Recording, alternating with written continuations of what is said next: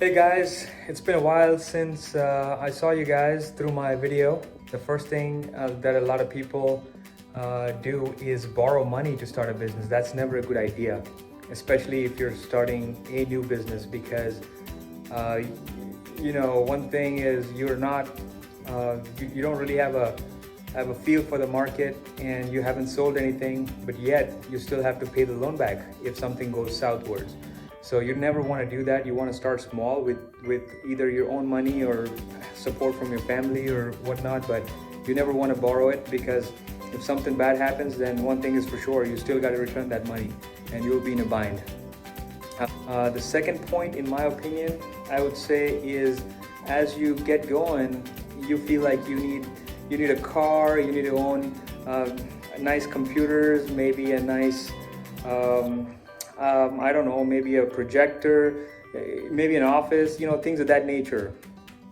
Owning too many resources in the initial stage of the business is not a very good idea because you want to keep the costs of business as low as possible. That way you can take the business off the ground and do something with it. So that's one of the most important things is keep it low, keep it cool, have a low overhead.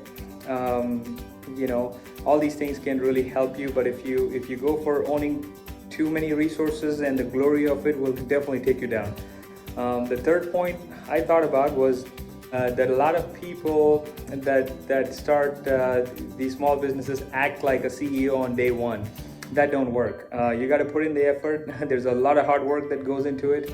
You gotta be an employee first, and you gotta be willing to do whatever it takes to get it off the ground. Make sure that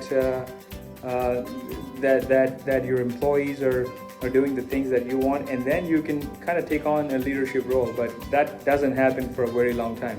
And if people are doing that, then that's not very good for their business. The fourth point I would say is not knowing your customer. You can write a big long business plan, all that stuff is great, but that's not going to get you anywhere. The most important thing in business or on any balance sheet that you see is sales, and for that you need to know your customer. You need to know everything about your customer, and if you don't, then it's not, the whole idea of business is not going to work. You can hire a Harvard graduate or a Stanford graduate and ask them to write a business plan, but that's not going to be worth anything, because at the end of the day, if you don't know your client, if you don't know what their needs are, then how are you going to solve their problem? In business, it's all about solving problems, and that converts to generation in sales. So know your customer.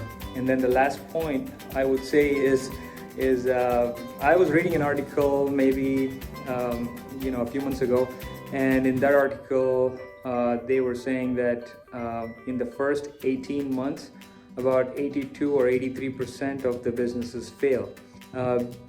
Making sure that you're in business is the most important thing for success, right? You gotta be in business to give yourself a chance to at least strike when there's an opportunity. If you're not in business, then you have no chance to strike. So make sure that you don't quit. So that's the point number 5 is what I was trying to make. So let's refresh here. First one is not borrowing too much money to start a business.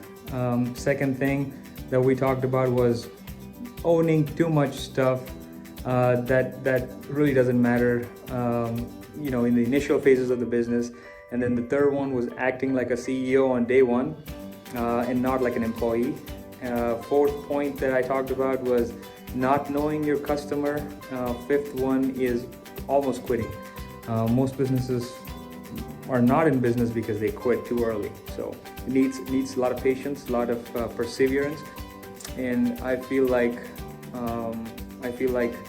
everybody's 5 points are different. So make sure you throw that in the comment section of what you're thinking. All right, folks, until next time, see you later. Bye.